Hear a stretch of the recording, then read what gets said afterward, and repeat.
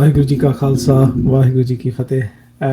Thank you for that, Bhai Jasmeet Singh, and thank you for everyone that's taken the time to come online. I feel really blessed that we've got the opportunity to do Sangat in this way.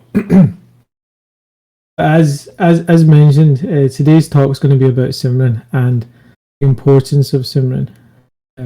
What we'll cover is what is Naam, what is Simran, why it is important to do Simran, and I want to keep it quite a basic level, but I will throughout refer to a number of more advanced roles for anyone who wants to go away and do some further research. And the reason I'm going to try and keep it simple is I know we've got different age groups, so hopefully it can be accessible to as many of you as possible. In keeping it simple, it might be that some of the messages are oversimplified, but that's okay, because I want today to be about reminding ourselves of key messages that Gurbani focuses on repeatedly, and how we can apply these messages in our jivan, in our life, rather than just about studying and accumulating more knowledge. One thing that I will ask, and I know it's easy to be distracted, and we can have many things going on, but I would invite you to stop maybe other things that you're doing and really honor yourself by giving yourself the kind of 20 minutes, half an hour or so to really just focus on yourself, your Sikhi, and your own mind, to take the opportunity that we have to do this Sangat, so that we can get the most out of it. Naam Simran then. So Naam Simran, we often describe as meditation. Meditation's become a sort of cool word in recent times. It's cool to meditate. It de-stresses you and it focuses your mind in a world where we're full of distractions. In fact, a lot of successful people talk today about the importance of waking up and meditating, especially early in the morning, to find clarity and focus within our own minds. But long before in Western traditions it became cool or topical to speak about meditation, Guru Nanak Dev Ji actually travelled the world in delivering a message of a very special method of meditation, which we call Naam Simran. So what does Naam Simran mean, and what is it that's special about Naam Simran? Naam refers to the name of the Supreme Divine Entity, which in Gurbani we simply read at the very start as Ik. Ik, or oneness, or one, or that which is the not dual, is the most simple explanation of Akal Purkh, of the divine being that transcends all human understanding of its existence. Now, if we think of that Ik, that one being, essentially people from all over the world perceive and understand that one being in accordance to their language, their religion, their culture, their mythology, and even other social factors. So, it could be depending on which part of the world one is born, which religion one is born into, which language their parents speak, and what stories they have learned growing up. According to that, one might refer to that one being as God, Allah, or Ram.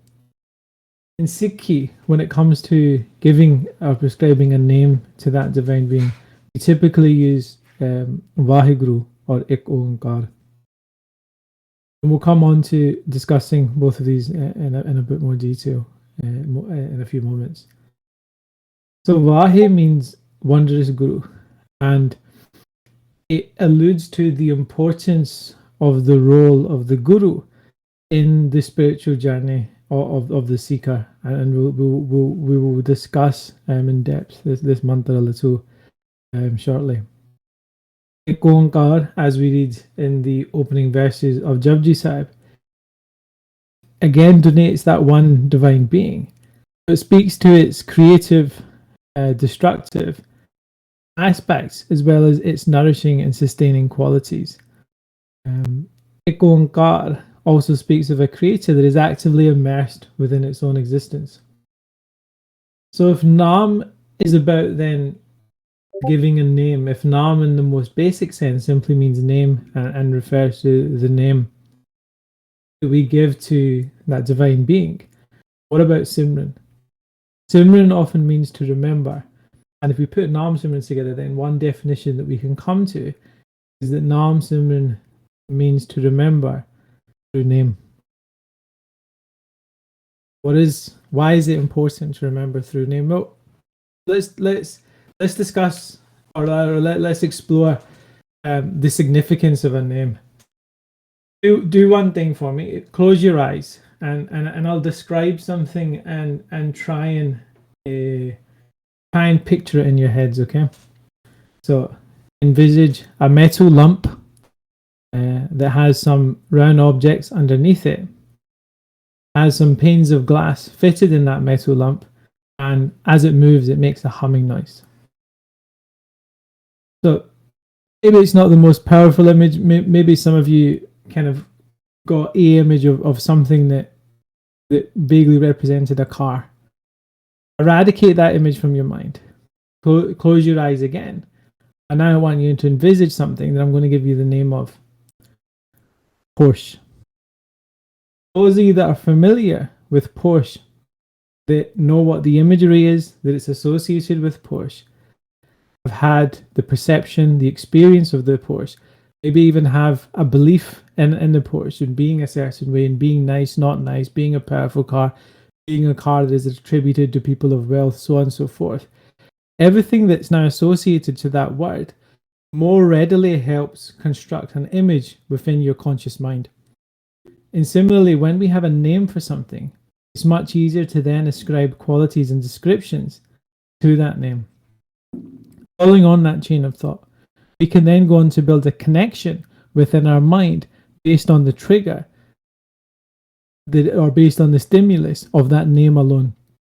And in many ways, in the Sampradaya, in the traditional orders of Sikhi, they speak of Guru Granth Sahib Ji being the katha, being the discourse of Ek Onkar in that way.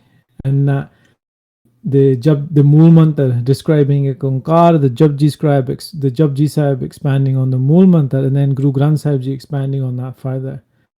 But starting with Ek Onkar. Name then is a very primal way in which humankind through the ages has been able to envisage, connect its consciousness with, and meditate on the divine being who created this universe.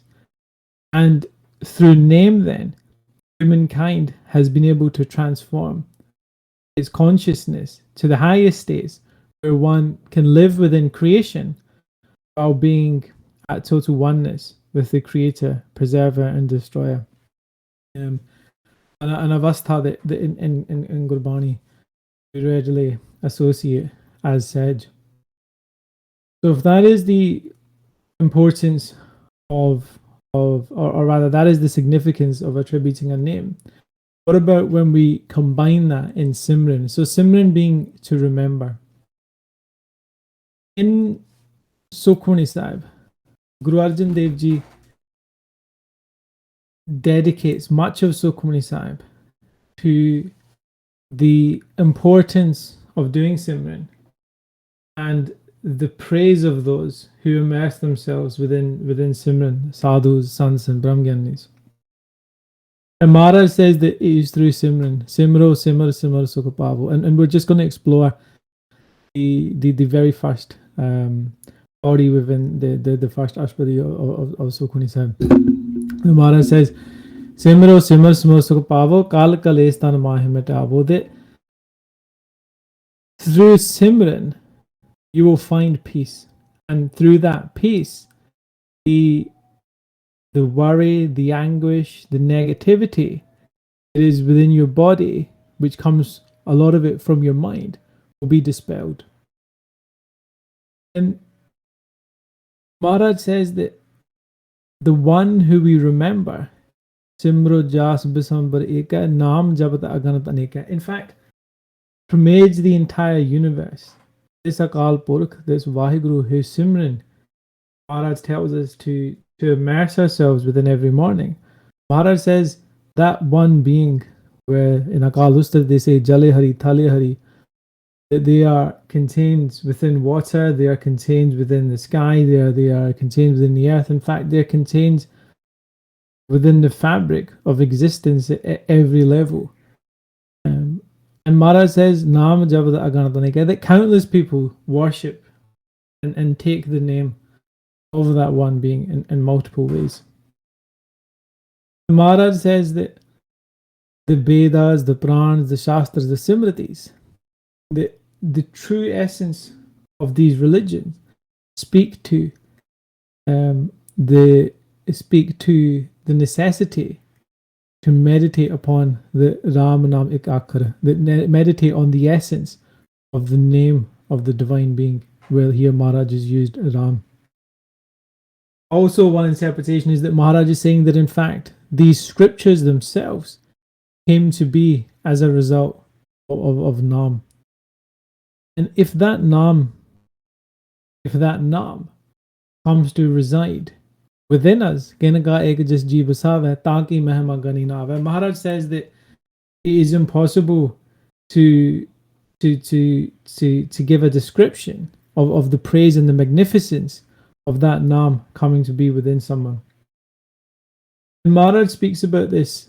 If we reflect on Japji Sahib and if we follow the Japji Sahib, the first hukum that comes to a Sikh from Gurbani, Maharaj describes Akal Purkh. Maharaj describes the one primal being as Ek Onkar, that they are without fear, that they are without enmity. That, remember though, Satanam.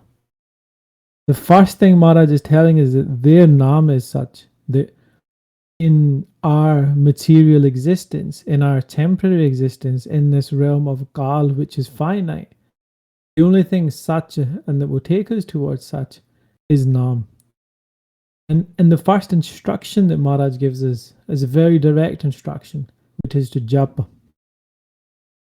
So where we spoke about Naam Simran being a special form of meditation that Guru Nanak Dev Ji delivered, the way in which Guru Nanak Dev Ji taught the Sikhs to do Simran wasn't just by sitting and closing your eyes and entering into spiritual states or entering into Theon or entering into any of the other practices. It was actually to japa the name of Paramatma. And when we reflect on that being the very first instruction in Gurbani, that is where Guru Nanak Dev Ji gives a direct message to the Sikhs and saying jap. How many other shabds are we familiar with in Gurbani when in fact it is the same message being repeated over and over again? Jap Gobind Gopal Lal, Guru Guru Jap Meet Hamare, Ram Japo Ji Aise Aise. Over and over again, Maharaj is telling us to engage in this practice of jap, to engage in this practice of chanting. And the mantra, the Naam, the name of that one divine being that Guru Nanak Dev Ji gave us, that Guru Gobind Singh Ji in Sri Sarvalo Granth writes as a special blessing given by Guru Nanak Dev Ji to the Khalsa, is Vaheguru. Some of you may know that in each yuga, in each of the four lapses of time where we have Satyug, Treta, Dwapar, and Kal Yuga, the current time that we're living in, each of these yugs have had their own mantra. Each of these yugs have had, in the Indic traditions, a prominent name of Paramatma that was chanted in those yugs. Was seen as the passage to liberation and enlightenment through mantra. And Bhai Gurdas Diyanwara and some of the Patanke Swayi talk about this as well. Vaheguru mantra is described as an accumulation or a collective of those mantras in a way that it is a mantra of the four ages. It is the mantra of the four yugs. It is a mantra which reflects the truth of the four ages. And We know that the word breaks down into Va meaning wonderful and Guru meaning teacher. Va is also one of the very primal names of Paramatma that it is said in Satyajug people would take of Paramatma. Va also we find in some of the, again, traditional orders within Sikhi. In Asadivar, for example, we will hear them say Vava in the Gurbani. And this comes from a Va being an original, very Pratan name for the divine being that was said. And the four sounds then, Va, He, Gu, Ru, those four sounds, it is said in Sarblo Granth, Guru Nanak Dev Ji themselves meditated on for a number of yugs before in Satyajug giving that mantra to the Sikhs and to the Khalsa. And of all the qualities of God that we have, for example, we can refer to that divine being as Karta, as the creator. We can refer to them as Prabhu, as our beloved God. We can refer to them as Gopal, the master of the universe or the master of Maya. We can refer to them as Akal, the timeless and infinite one. But what's very special about Vaheguru is it refers to that form of the divine being, which takes the form of a guru and comes to enlighten humanity throughout the ages. And in that regard, we have to remember that in the Sampradaya traditions, Guru Nanak Dev Ji is described as a Puran Guru Avatar. And there's some commentary in the writings of Sant Gurbat in the Katha of Sant Gurbachan Singh Ji Pindrawali that one can look to if they do want to find out more information about this, of the types of avatars that exist. So avatars being divine manifestation of either deities or angels or demons or other such. Typically on the good side, the Sikhs once asked Guru Gobind Singh Ji, well, how does Guru Nanak Dev Ji differ as an avatar from some of the deities that are prominently worshipped in the Hindu tradition? And Guru Gobind Singh Ji said that Guru Nanak Dev Ji was a Puran Guru Avatar or a Puran Hari Avatar. They were the perfect embodiment and enlightenment of Akal Purkh, of Narayan, that came to this earth. And through Naam, they sought to liberate the Sikhs. Guru Gobind Singh Ji's Bani in Sarblo Granth speaks to this more as well. And there's some really interesting katha from Baba Santa Singh Ji on the Vaheguru Mantra that's available online as well. Vaheguru has such an important part in our psyche. So if we think of Vaheguru being that manifestation of the Guru throughout the ages, it is that Vaheguru that when a Khalsa meets, or Sikhs, when we meet, we say to one another, Vaheguru Ji Ka Khalsa, Vaheguru Ji Ki Fateh. That remember that we as a Khalsa, we belong to that divine being who is that wonderful Guru. That we as a Khalsa know that Vaheguru, it will always be the Fateh. And in referring to the wonderful Guru, referring to Akal Purkh as the Guru, we remind ourselves that the Guru and the divine being are in fact one. And Sikhi Gurbani pushes this message very strongly, where Guru Parameshwar Ek Hai, Sab Mein Rahya Samay, that Guru and Paramatma are one and are immersed within each and every living being. And the Guru then gives us a sense of and an ability to connect to the God that is near, the God that is near to hand. Or where Maharaj says, Gur mere sang sada hai naale. The Guru is forever with me. The Gur Parameshwar ek hai, sab mein rahya sumai. The Guru and Parameshwar are one, and they exist within me. Let's pause for a minute there on that last point. Maharaj says that the Guru and Parameshwar are one, and that they exist within each and every one, including within ourselves. And I think this is an amazing message, because Naam Simran is the tool that the Guru gave to the Sikhs and said, by doing this, you can transform yourself and find the divine being within yourself.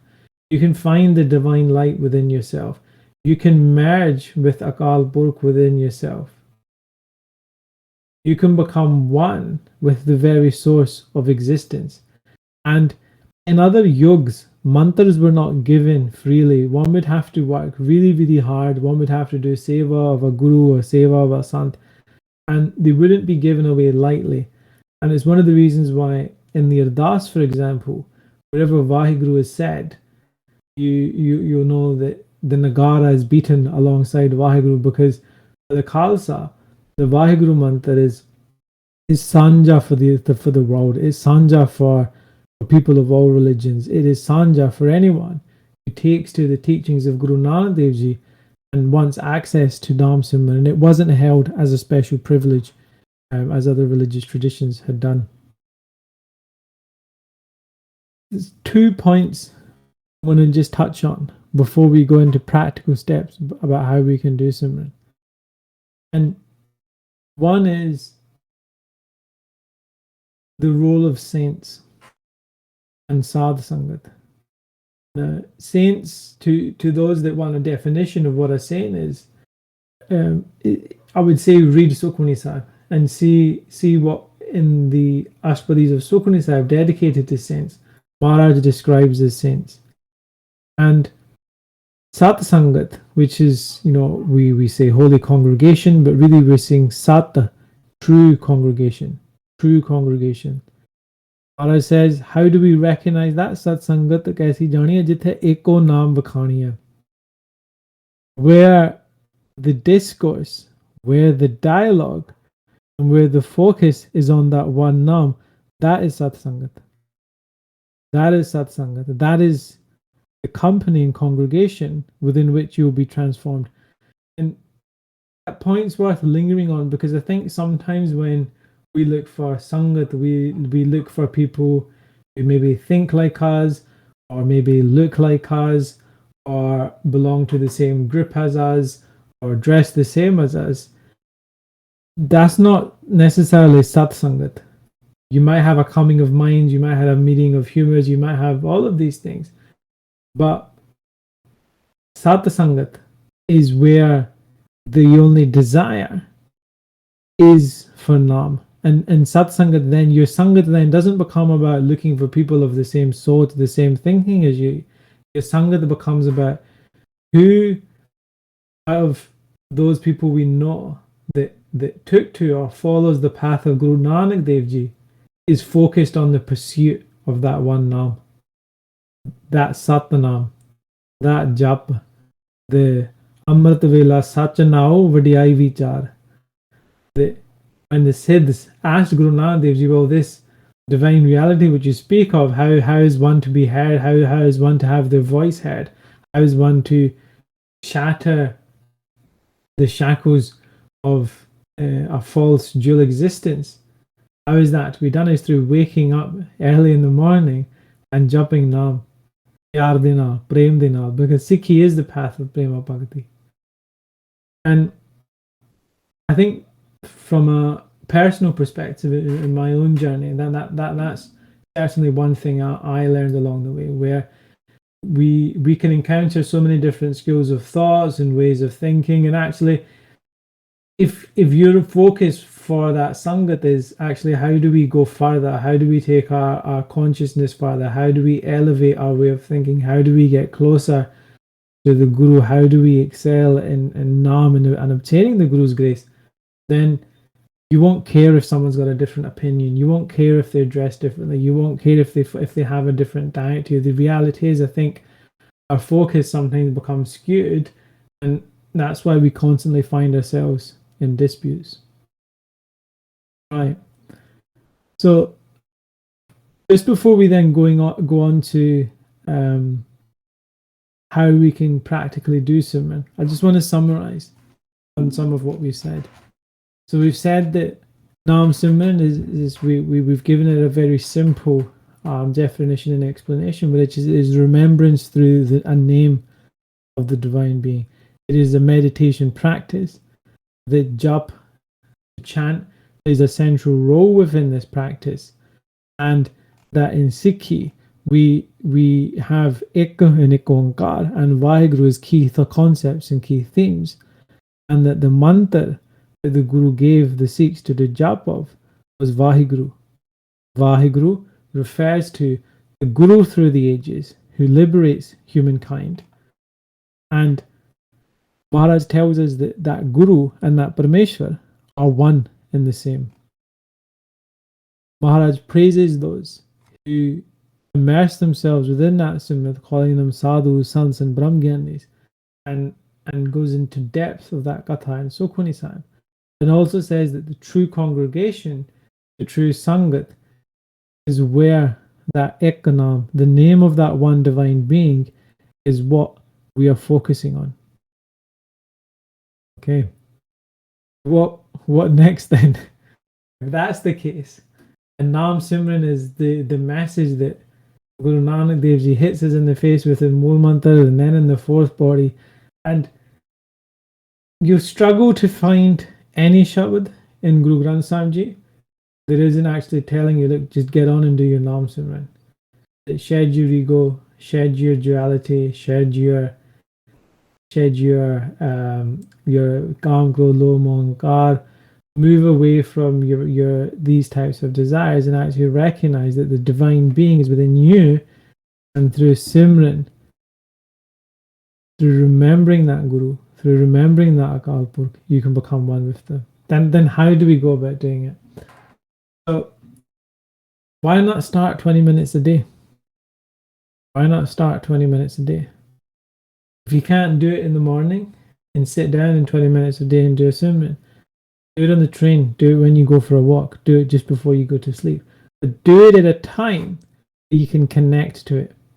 Because chanting, sitting there saying Vaheguru, Vaheguru, Vaheguru, Vaheguru, Vaheguru is one thing, but it's not just about making the sound. You want to make the sound. You want to hear that sound. You want that sound to resonate within yourself. You want to tune every conscious faculty that you have to that sound, and then you want that sound to vibrate from each and every roam, each and every hair within your existence. That's the level of Simran that Maharaj tells us to get to. If we want to be Gurmukh, Gurmukh rom rom harte aave. If we want to be something else, we can do something else. But the Gurmukhs, Maharaj said, rom rom harte aave. You may have seen on my Instagram a video I posted a few months ago of Baba Joginder Singh Ji, when someone asked him how much Simran should we do, and Babaji said, forget about how much you should do.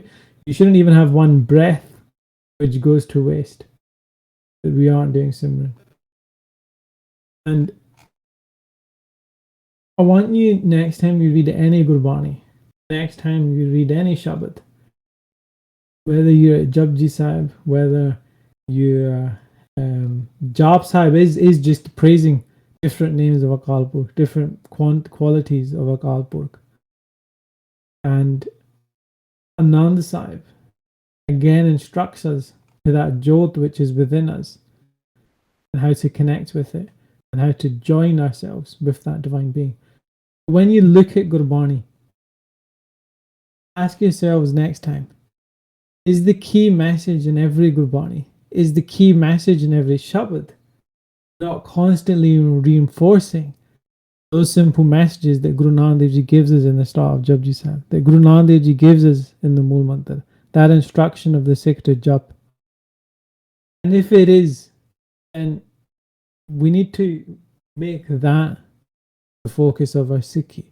We need to realize that that was the real purpose that Guru Nanak Dev Ji gave Upadesh, that Guru Nanak Dev Ji came into this world. We need to recognize that that is the essence of what it means to be a Sikh, and put other issues aside and focus on that. And remember, you only need to take a few steps towards your Guru. Your Guru will take hundreds of thousands of steps towards you. Charan sharan gur ek panda jaye chal, Sadhguru quote penda aage hoye lete hai. They'll take millions of steps towards you. Start with 20 minutes. Start with 20 minutes. Mahapurush always say that if you're working and if you're working and you live the life of a gristi, then your 2.5 hours is equivalent to 24 hours. 2.5 hours. That sounds like a long time, doesn't it? That's a bit much. Why is it a bit much? When someone told us we would need to study for 20 years to get a degree to go on and get a job, did we say 20 years? That's a bit much. If someone says if you want to buy a house, you have to save up, I don't know, depending on which part of the world you're in, how much just to get a deposit that's going to take you how many years? That's a bit much. But we want that education so we can get that job. We want that house so we've got that living space. So we need to work and we need to get that money. So it comes down to what we want, doesn't it? It comes down to we can read Gurbani, we can read Sukhmani Sahib and say we can read of how great Simran is. Do we want it? We can read Mool Mantra.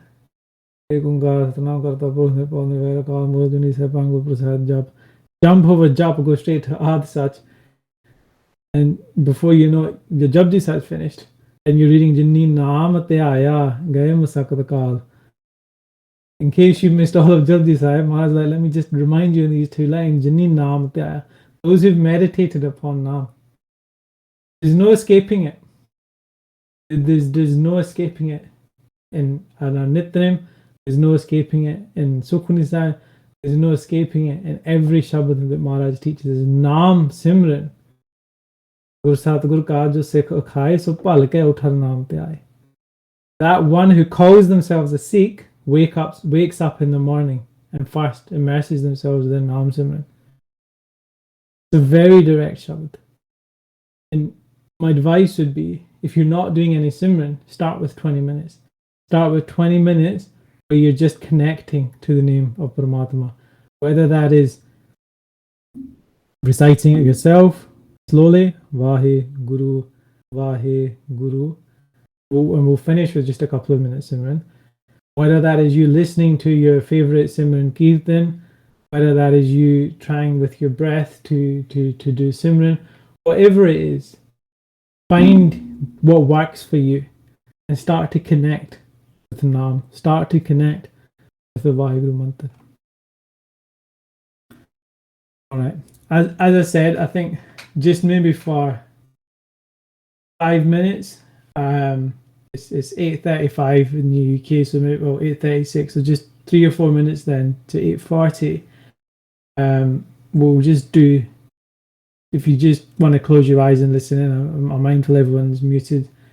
If we want to do that just for sort of 3 or 4 minutes, and then if there are any questions, I'll be happy to take those questions. Vaheguru,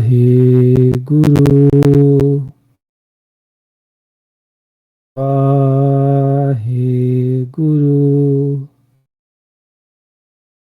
Vaheguru, Vaheguru, Vaheguru, Vaheguru,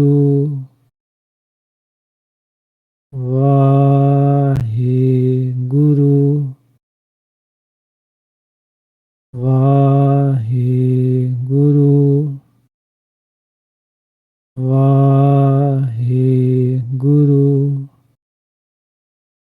Vaheguru,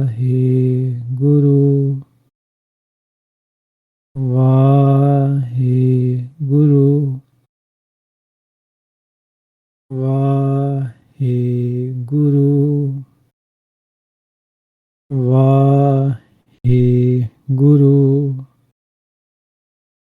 Vaheguru, Vaheguru,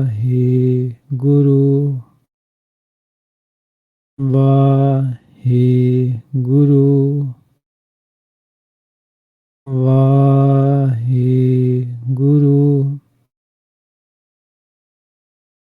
Vaheguru,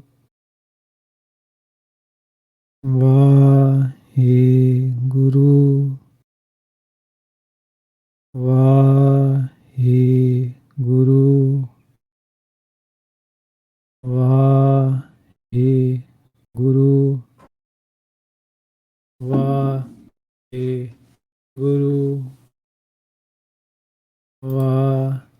Guru Guru Guru Guru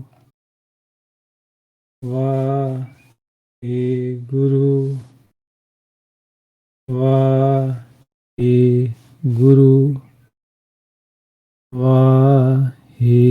Guru. Sad Sangat ji, if you are going to do Simran, don't do it just because you're told to do it. Don't do it just because you've got challenges and anxiety that needs to be dispelled. Do it because you want to meet the Creator. Do it because Naam Hamara Puja Dev, Naam Hamara Gur Ki Sev. That Naam is the way that we worship the Divine Being. That Naam is the way that we do seva of our Guru. That Guru Pura Dridyo Har Naam, the perfect Guru. Let them plant and immerse that Naam within yourself. And recognize that Sabati Uttam Har Har Kam. That act will become the highest act that as a living being you can do. That Naam Hamara Majjan Snan. That Naam is Yirishnan. Naam Hamara Puran Dan. That it is even greater than giving in charity is your Naam Simran. It is the, remember, Nanak Naam Chardi Kala Tere Pane Sarbat Da Pala. Chardi Kala comes through Naam. Sarbat Da Pala comes through Naam. Naam lerte sagal pavit. Those who chant that Naam are pure. Naam Jamat Mere Bhai Meet. They are Sangat, they are brothers and sisters, they are spiritual siblings. They are immersed within Naam. Naam Hamara Saun Sanjog. You want a good omen? You want a good luck charm? You want something that's going to bring you good fortune? Let that be your Naam. Naam Hamara Tripta Supog. Let Naam be that which satisfies you. Vaheguru Ji Ka Khalsa. Vaheguru Ji. Waheguru ji ਕਾ ਖਾਲਸਾ ਵਾਹਿਗੁਰੂ ਜੀ ਕੀ ਫਤਿਹ। ਬਹੁਤ ਬਹੁਤ ਧੰਨਵਾਦ ਭਾਈ ਸਾਹਿਬ ਭਾਈ ਜਸਮੀਤ ਸਿੰਘ ਜੀ ਦਾ ਅਤੇ ਸਾਧ ਸੰਗਤ ਦਾ ਵੀ। We've got a few questions, Bhai Sabji, if you don't mind. I'll just read them out. So the first question that we have is doing Nitnem or reading Bani separate from Naam Japana?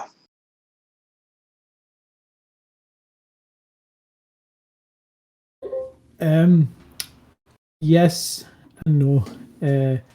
Yes, in a way, because if we look at Sukhmani Sahib, where we have Prabhu or Har, the name of Paramatma comes up so many times that in reading that, we are saying the name of Paramatma at the same time. We are reading there, or we are singing. What are we doing there? Gave ko taan hove kise taan. If we are singing because Akal Purkh has given us their grace and the ability to sing. If we are reading it, is because Maharaj has given us that ability to part that Bani. But the Upadesh, remember, you're not just reading Gurbani. Maharaj never said you're going to get liberated by reading.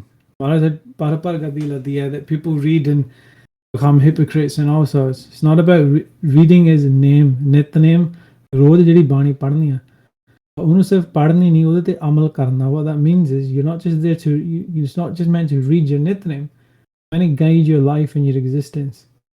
And if Nitnem is telling us to jump, if Maharaj is telling us to wake up Amrit Vela and take the na, if Maharaj is saying Guru Sadguru Kajo Sekho Kai, and everyone read that shabd, Maharaj says wake up, devote time to your Naam, then start your reading and your singing Gurbani. So yeah, yes, it is separate. ठीक है जी. The next question that we have is, what is different between Swas Swas and Swas Gras Simran? So I think these are techniques, right? I'm not going to answer that question directly, but I will make a comment on it. Maharaj tells us in Gurbani that your swas are an easy way to get to Paramatma. someone when I was young said something to me that always stuck with me. They said, when you listen to Kirtan or you listen to Simrans, you connect to it, and it's like, yeah, it's easy to you've got the sound or you've got your earphones and you can connect to it. And what about when that stops? What about when the sur stops? What about when the tal stops? What about when the singing stops? Are you still connected? And it's because we've connected to that which is external from us. When we start to connect Naam with our breath, and there's the beautiful, those that are familiar with any quality of Sufism, the Saso ki mala pe simro mein pi ka na. My mala, my rosary, my prayer beads that I go round and round are in fact each and every breath. So ਉਹ ਹੁੰਦਾ ਆ ਵੀ ਪਰਮਾਤਮਾ ਨੂੰ ਸਾਹ ਦੇ ਨਾਲ ਯਾਦ ਕਰਨਾ, in each and every breath we're saying. So lots of vidya that in different sampradaya, in different jathebandi, in different mahapurush have given us for ways in which we can connect through our breath.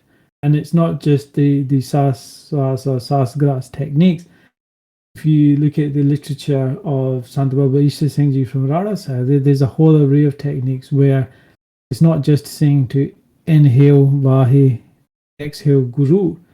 That is one of the most basic, effective, one of the more basic techniques. Even if you look at the recordings of Sant Ishtar Singh Ji online, they talk about actually not just the breath, but then actually where does each sound resonate from within it. That even if we are saying Vahe on the inhale and Guru on the exhale, at which energy point in our body are we resonating each sound from? So,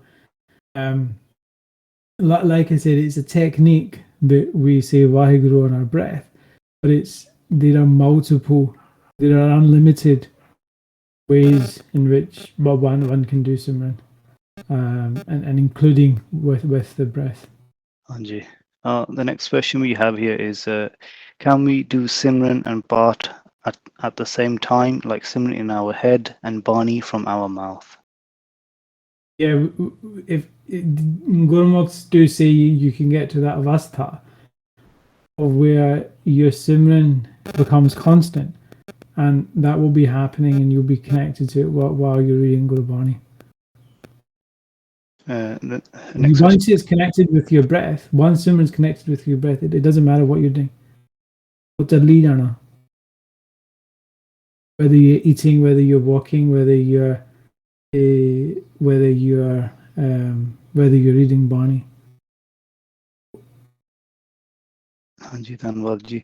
Next question we have is, should we do Simran loud to focus our mind? Because if I do it slowly, I just fall asleep.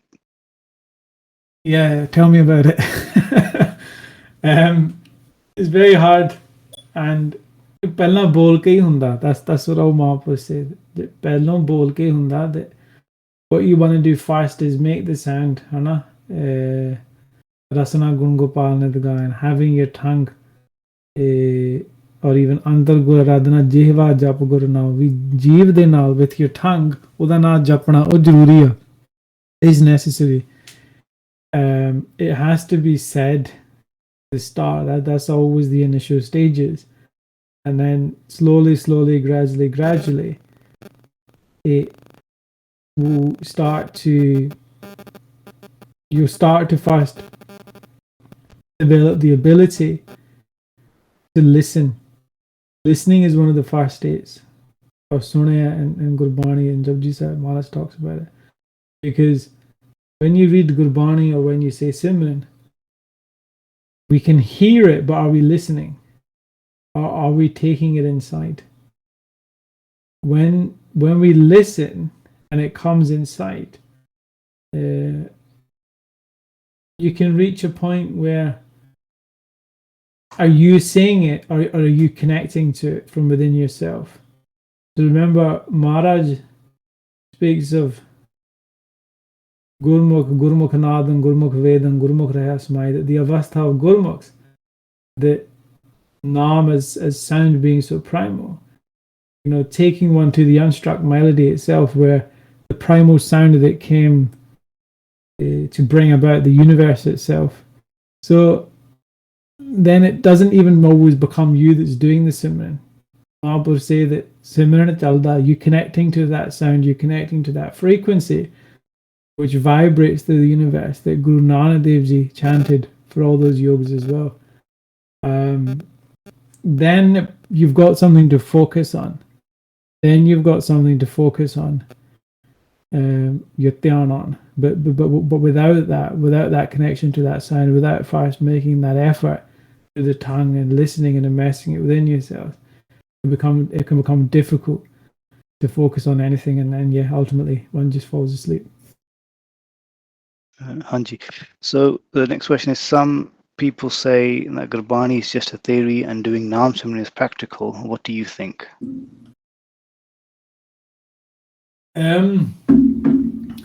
Gurbani is just a theory. I've not heard that one.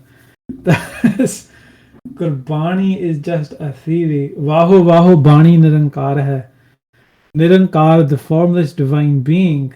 Bani is the form of that in the form of Shabad. What is Shabad? When Guru Nanak Dev Ji was asked who the Guru was, they said Shabad Guru. Guru Nanak Dev Ji said that my Guru is the Shabad. That Shabad which they gave the form of Gurbani and Tan Sri Guru Granth Sahib Ji. The Vahu Vahu Bani Nirankar hai. As Shabad, Nirankar, the divine being, is manifested themselves as Guru Granth Sahib Ji, and we're going to call that a theory? Come on. There's a limit to some thinkings and ideas, and really, we need to stop listening to people and giving people time and space. That not in an arrogant way, not in a we need to close dialogue as Sikhs, not in that. But we need to recognize Sikhi is experiential. Sikhi, if Maharaj is telling us that we have, if Maharaj is telling us to read Gurbani, if Maharaj is giving us Nitrim, if Maharaj is giving us Vidyan, Maryada of Sahaj parts, Akhand parts, and that reading of Gurbani, we need to build Shraddha with our Guru, we need to build faith with our Guru, we need to build respect for that, and trying to just understand it in our own way through these types of frameworks. Will only inhibit the potential that we have if we're going to come up with these frameworks. We need to understand, the Guru themselves say that, we know nothing, and just give us the dust of the feet of the saints and those who partake in Naam Simran. And we've had so many Mahapurush in our history. We're not void of saints. We're not void of people that have had practical experiences in their Jivan, of whether Sant Naam Singh's biography, Rampur Khedawali, whether Bhai Singh's writings, whether the writings of Bhai Raghbir Singh, all of these writings, each of these writings contains within it the experience of those Mahapurushs and what they've experienced through Naam. And there's a lot more to it. There's a lot more to it. And read your Bani and your Naam. It's not just a theory. Gurbani is your Guru. Gurbani is Nirankar. Hanji. Is it the same to say Satnam Vaheguru, or only Vaheguru is one preferred over the other? Whichever one you find easiest to connect to. I'll tell you a story when so remember we were saying that Naam is the Naam has been the way throughout the ages where consciousness can become transformed, right? There was someone called Balmig, very famous, also mentioned in Gurbani, and he was a highway bandit. And one day there was a group of saints who were crossing, and he thought, well, I'm going to rob these lot of whatever they've got. And long story short, I'll cut out what was in between. They essentially sought to then bless Balmig, the bandit, who was a kind of a murderer essentially, and say, you know what, his birti, his consciousness is going to be so polluted from all the papa that he's done, from the murder and the sin and everything that he's committed. It's going to be a bit hard to now get him to sit down and, imagine you got a vicious criminal, right, or someone that had killed 100 people, and then said, look, mate, sit down and just do Vaheguru, you'll be all right, you can connect to it, good, the God, the light. People are far away. And they said to him, do you know what? Just do a job of mar, mama rara, mar, and death, and you'll connect to that. You'll understand that. You're uneducated. It's simple enough. He was a bit of a almost not in a disrespectful way, but such a primal being, we might even attribute them to kind of a Neanderthal time. And they told him to do that simple job of mar. Over time, they say a Akashbani hoye, or a spiritual experience happened when the two sounds, the Mamma and the Rara, reversed, and that Mar became Ram, that became Ramanam, that became Paramatma's Nam, and Balmik went on to become a great saint. So, if one wants to do Satanam Vaheguru and carry on with that, whether that Satanam Vaheguru becomes Vaheguru, whether that Satanam Vaheguru carries on going, you're trying to connect with Akal Purkh within yourself. See which one of them and which way works for you. Anji, Vaheguru. Some people think that doing Simran with Mala distracts your mind towards counting and also makes you look like a picky Sikh if your mind is not there. Alright. Barana Balaharana Lakabariya. People say sometimes, why are you counting? Maharaj says do it hundreds of thousands of times. Are you gonna, you start off by counting. You start off by counting. Sawa lakh mool mantra. Ai lakh mool mantra. Das lakh mool mantra. You start off by counting. The only purpose of counting is you do so much, it just becomes automatic. It becomes second habit. It's always going. That's the point about counting. The big key ones are really, it's a really good question, and a really good point. A simple answer is, who cares what people think? Honestly, if you think within yourself, right? Are you doing what you're doing to show someone? Are you doing what you're doing to show yourself a friend? Or are you being you? Are you, one Singh said to me a few months ago, they're like, sometimes you sit with other Singhs and you start doing Simran, or you close your eyes and they're like, Bala Santa Panda. He thinks of himself as some holy man. And he's like, I don't get it. Isn't that what we're meant to do? When we come into Sangat, aren't we meant to pull our mala out to start doing Simran and start trying? Is that not the whole purpose? It's like, it is. So the fact you're going to be criticized for doing it is, don't be like, yeah, I'm going to do it in front of other people and not do it on my own. The ogal galtia. But it's, you're a Sikh. If you're a Sikh of Guru Nanak Dev Ji. As a Sikh of Guru Nanak Dev Ji, Naam is the Udesh that the Guru gives us. So if we're not doing that, then maybe we're picky. I think we should be more worried about that rather than if we are doing it, we'll think we're picky. I think we should be thinking about if we're not doing it and we're Sikh, then how close are we following a Guru's message? And I think picky, it can be a psychology, right? It can be a psychology that holds us back. People talk about things like imposter syndrome and these types of things, or who will believe I'm not worthy, I'm not good enough, and we're not worthy, we're not good enough. But our Guru is Namani Adaman. Our Guru gives honor to the honorless. Our Guru is Natana Atan, those who have no support, those who have no place. That's where our Guru helps us, right? And so I think we just need to be careful and the reasons that we come up with sometimes for not doing things. But I think it's equally important to be careful that we don't become hypocrites. So I do think it's a valid question. Hanji, what is the significance of the number 108, which is how many Manke Malas have? Short answer, I'll say Google it. There's Wikipedia should have quite a few things on it. It relates to numerous things, such as in some traditions there being 101 energy centers within the body, 108 energy centers within the body, 108 narya within the body.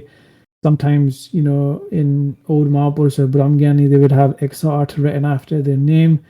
It was to kind of again represent that those beings had conquered the 108 centers within their body and elevated above them and become Brahmgyani. So in spirituality, in numerology, in astrology, in all of these traditions, the number 108 is auspicious. but I think there's probably quite a lot on Google if you wanted to find out about that in more depth. Hanji. How do you grow your love for doing Simran? That's a good question. How do you grow your love for doing Simran? I think do one thing right afterwards. Be really honest, right? Because you have to ask yourself, you know what? Do I want to experience Waheguru in this life? Do I want to experience Waheguru in this life? How much do I want to experience Waheguru in this life? Just ask yourself that question first. If the answer is yes, that you do want to experience Waheguru in this life, then what will happen? अमरी करो हाथ दे रक्षा पूर्ण हुए चित की इच्छा तब चानन मन रहा है हमारा अपना जान गुरु पारा. In the same way that Guru Gobind Singh Ji asked Akal Purkh, and Chopra said, Nitin Maharaj, give me that desire for your feet. Pyar vi Guru hi panda. You go to your Guru tells you about the greatness of Vaheguru. Your Guru tells you that Vaheguru is within you. Your Guru tells you, gives you the Bani through which you can build that prem for Guru to read. You can get that through your Guru. But it comes down to, do you want it? It comes down to, do you want it? I think that's the first starting point. Ask yourself, do we accept that Gurbani is such that Guru and Paramatma is within us?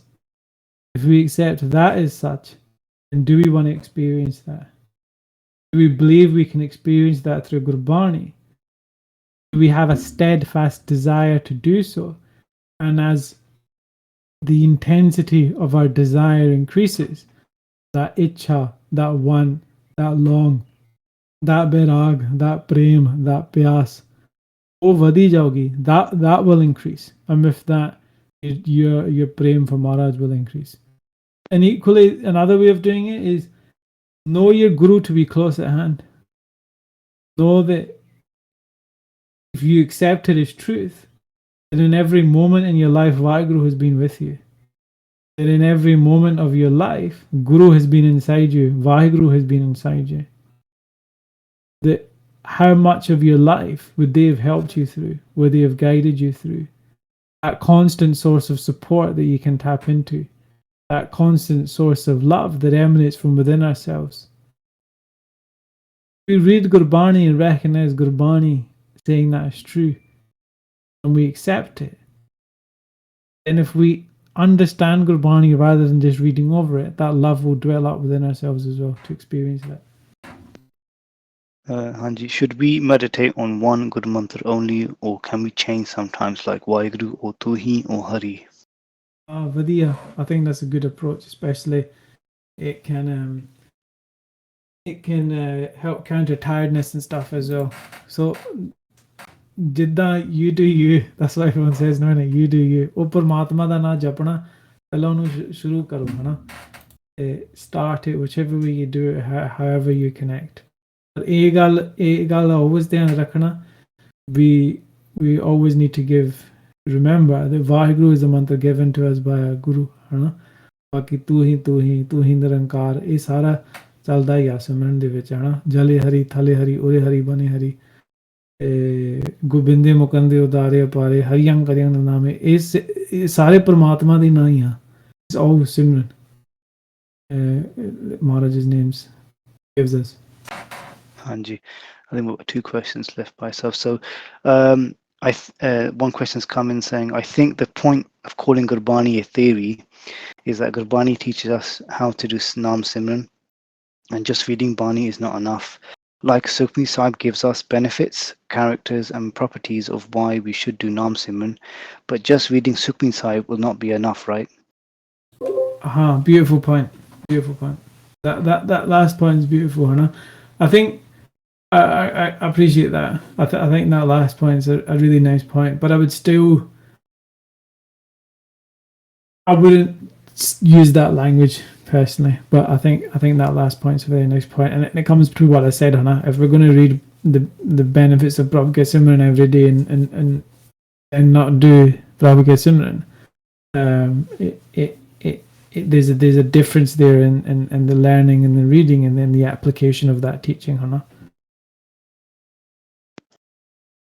Anji. The last question that we have here is, aren't we looking for liberation? And they've quoted Gurbani here. They've quoted Raj na chao, Mukt na chao, Manpreet Charan Kamalare. Isn't the purpose to create a relationship with the Guru and move from Manmat to Gurmat?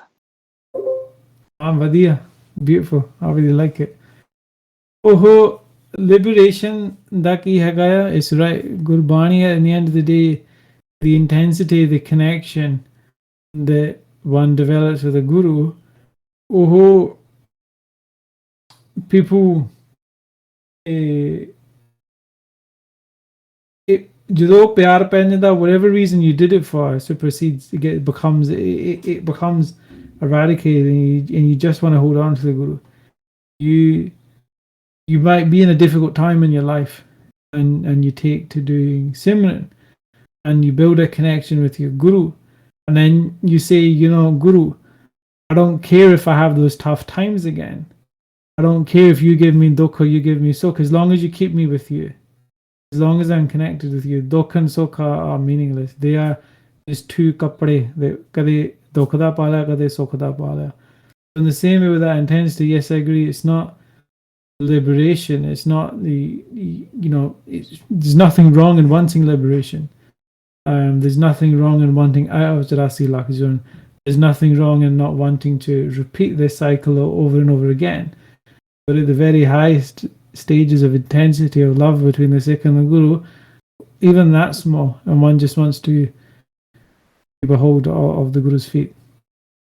Because Gurbani does also say at times, bring us out of this chakra of Janam Maran, Hana. Bring us out of, don't let us go to Dharamraj's court. So liberation does play a part of religious experience. Thank you, Ji. Last question that we've got here come in just now. How can we control our calm and krodh? How can we control our calm and krodh? Really important question. Our calm emanates from a desire. Calm emanates from a want. A want emanates from a lacking of something. When we desire something and we feel like we lack something, we get angry when something doesn't go our way. So one way, and it's one way we can actually counteract both of those forces of wanting something and an unhappiness when something doesn't go our way, is by creating content within ourselves, by creating a peace within ourselves, to create something within us that becomes so powerful that our external wants reduce, that in being connected with that thing, in being connected with hukam, our anger decreases. And recognizing that same Vaheguru within us exists within other people, we don't want to exercise our anger towards that person, because we'll recognize that we're exercising our anger towards Paramatma. That's one way in terms of, I think people that try and fight calm head on, or any vakar or any of the panjur head on, people that try and fight them head on and find themselves in for a very tough time. But rather than going against it head on, you can take that other approach and recognize that these things in part arise from a lack of poise, content, and peace within ourselves that is permanent. And when it fluctuates, so too do our desires and all that stem from it, and seek to build that within us through Simran. Is there anything else on the calm side that's worth touching on? I think it's Shodhana, Ono Shodhakaru, in the sense that you're always going to have calm. You're always going to have calm. You're always going to have desire. It's in the nature of human existence. But if desire is something that we're going to live with throughout our whole life, if it's a faculty of our conscious existence that's always going to be prevalent, then work with it to correct it, and direct it towards positive things, things that are healthy, not things that are destructive, things that are positive, not things that will leave us feeling worse, and towards something that will actually lead us towards a permanent state of peace and content, rather than just constantly repeating that cycle of desire. Because otherwise, you desire something, you get it, you then desire something else, or you satisfy a desire, it's temporary, and then it arises again, or we end up just going round and round in that circle of desire. I think it's, you can try fighting that, or you can recognize that that's the reason why it's arising, and try and eradicate that. Sorry, I'll just say last question, but there's two more to come in, then we've closed the box. So, should we have any expectations while doing Simran, like liberation from this world? It's up to you. Someone once said to me, "Is it wrong? I've not done part, I've not done Simran, but I want this. I've gone for this job. Is it okay if I do some part in Simran for it?" And I said, "Well, if that's what's going to get you doing part in Simran, then Carlo. It's not. It's not. It's not the be all and end all of what Gurbani has to offer. But if that's how and what's going to allow you to connect with it, then do it. If it's mukti you want, then do it. If it is money you want, if it's all of these things, and that's what's going to get you started." But sometimes the reason we get started for something, we'll realize, isn't the reason that's going to give us fulfillment within it. If we go into it because we want money, we get money. Money isn't going to give us that everlasting happiness. That thing that we're working towards is the Simran itself. And Mahaprabhu say, always focus for the Simran. They say that yes, you can get money, yes, you can get gifts, yes, you can get powers, whatever it is you want. But these are like the fruits that a tree gives. In the same way that a tree gives wood, they can be used for multiple purposes. It gives leaves, it provides shade and the heat, it provides fruit that can be eaten. It provides so many nutrients to the earth, it provides oxygen. There's so many qualities that the tree gives, and as does Simran. And so we can either seek one of those things, liberation, fulfillment of desire, money, wealth, whatever it is, we can seek one of those things, or actually say, no, I want to be one with the tree itself. And that's where you kind of really want to move out of those stages towards that. I just want to be judeva with my Simran, Naam banana jiva ja, na jiva ja. I don't want anything but my Naam, because actually without that Naam, I can't even live. I can't even function, because it's become the core of my existence. That's the avastha that Guru Sahib is trying to take us to. Anji, and the final question from Sangaji is how to develop single focused dhyan. Ooh. Rera Sahib, we're probably quite tired by the time we read it. Antargur Aradhana. So, Jeva Jab Guru Nao, Netri Sadguru Pekhna, Sravani Surana Guru Nao. So, focusing on the image of the Guru, focusing on the sound of Vaheguru, focusing on what we're chanting, looking at the Guru, doing darshan of our Guru. That's one way of doing it. That's one way to build dhyan. Dhyan comes, it needs to be built. Dhyan jorda vi a, dhyan banauna vi penda. It's something that we need to make effort towards and do. But focusing with our eyes on the Guru, on Shabad, on Maharaj's darshan, and focusing our ability to listen, hear, and take in that sound, and then centralize that at a point within us. That's that ਉੱਥੇ ਧਿਆਨ ਜੋੜਨਾ ਜਿੱਥੇ ਸਿਮਰਨ ਜਾ ਕੇ ਜੁੜਦਾ ਆ. So whether you're doing that in your throat, your heart, your navel rather, wherever you're doing that, ਉੱਥੇ ਧਿਆਨ ਜੁੜੂਗਾ. It's not a case of we just sat down and we have that concentration. ਉਹਨੂੰ ਬਣਾਉਣਾ ਪੈਂਦਾ. It needs to be made. Anji, Just want to thank Bhai Sabji for coming on Discord and accepting our benti ji on behalf of the Satsang ji. बहुत बहुत धन्यवाद. They hopefully with Maharaj's kripa we can invite you again to come onto this platform. Thank you for all the questions. It's been really encouraging how engaged the Sangat's been, and it's been a great experience to have had the opportunity to do everyone's Sangat. So thank you, everyone. Waheguru Ji Ka Khalsa. Waheguru ji ਕਾ ਖਾਲਸਾ ਵਾਹਿਗੁਰੂ ਜੀ ਕੀ ਗੁਰੂ ਫਤਿਹ. ਗੋਬਿੰਦ ਸਿੰਘ ਜੈ ਧਰਮ ਨਗਾਰਾ ਮਾਰਿਆ ਨਨਗਾ ਤੁਰਕੜਾ ਜਿਨ ਖਿਚਿਆ ਹੰਕਾਰਾ ਧਰਤੀ ਪੈ ਗਿਆ ਹਲਚਲਾ ਸਭ ਛੋਟੇ ਘਰ ਬਾਰਾ ਐਸੇ ਦੰਦ ਕਲੇਸ਼ ਮੈਂ ਖਪਿਓ ਸਭ ਸੰਸਾਰਾ ਰਾਜੇ ਸ਼ਾਹ ਬਜੀ ਦਰੇ ਸਭ ਹੋਸੀ ਛਾਰਾ ਸੱਚੇ ਸਤਗੁਰ ਬਾਜ ਹੋ ਕੋਈ ਨਹੀਂ ਪੈ ਕਾਟ ਨਹਾਰਾ ਮੀਨੇ ਮਸੰਦੀਏ ਨੜੀ ਕੁੜੀ ਮਾਰ ਕੀ ਸਭ ਉਠਾਏ ਕੇ ਤੁਰਕਾਂ ਨੂੰ ਉਹਦੇ ਅਸਤ ਲੋ ਭਾਜੜਾ ਪਾਏ ਕੇ ਗੁਰਾ ਸਿੰਘਾ ਚਰਚੇ ਜਗਾਰਾ ਗਦਾਨ ਕੇ ਗੁਰਾ ਦੇ ਪਿਆਰੇ ਗੱਜ ਗੱਜ ਕਰ ਜਾਵੇ ਫਤਿਹ ਪਾਵੇ ਨਾਲ ਜਾਵੇ ਸਤਿ ਸ੍ਰੀ ਸਤਿ ਅਕਾਲ ਸ੍ਰੀ ਅਕਾਲ. ਅਕਾਲੀ ਅਕਾਲ ਸ਼ਹੀਦੋ ਸਿੰਘੋ ਚੇਤੋ ਗੁਪਤੋ ਸਰਬੱਤ ਗੁਰੂ ਖਾਲਸਾ ਜੀ ਸਾਹਿਬ ਜੀ ਸਤਿ ਸ੍ਰੀ ਅਕਾਲ ਬਾਕਿਆ ਫੌਜ ਦੇ ਮਾਲਕੋ ਸਤਿਗੁਰੂ ਰਾਖਣੀ ਬਿਰਦ ਬਾਣੇ ਦੀ ਲਾਜ ਸੋਢੀ ਸੱਚੇ ਪਾਤਸ਼ਾਹ ਜੀਓ ਤੇਰਾ ਖਾਸ ਸਜਵੇ ਅਕਾਲ ਹੀ ਅਕਾਲ ਖੁਸ਼ੀਆਂ ਦਾ ਜਗਾਰਾ ਜਾਵੇ ਨਾਲ ਜਾਵੇ ਫਤਿਹ ਪਾਵੇ ਸਤਿ ਸ੍ਰੀ ਸਤਿ ਸ੍ਰੀ ਅਕਾਲ ਅਕਾਲ. ਕਾਲ ਦੇਖ ਤੇ ਫਤਿਹ ਗੁਰੂ ਖਾਲਸਾ ਜੀ ਦਾ ਹਰ ਮੈਦਾਨ ਫਤਿਹ ਵਾਹਿਗੁਰੂ ਜੀ ਕਾ ਵਾਹਿਗੁਰੂ ਜੀ ਕਾ ਖਾਲਸਾ ਖਾਲਸਾ ਵਾਹਿਗੁਰੂ ਜੀ ਕੀ ਵਾਹਿਗੁਰੂ ਜੀ ਕੀ ਫਤਿਹ.